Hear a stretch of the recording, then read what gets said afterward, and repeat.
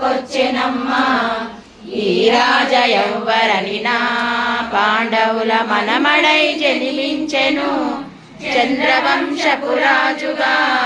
ఇతను ప్రఖ్యాతిగాంచెనమ్మా పెనుగొండపుర వైశ్యులు రాజుకు హారతులు ఇచ్చుటకునై కన్యతోడుగనేను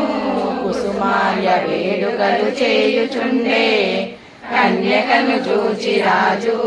కను చెదిరి కామాంతుడై పలికెను కన్య నాకిమ్మంటుచు యారాజు రాయబారము పంపెను వైశులంగము పెద్దలు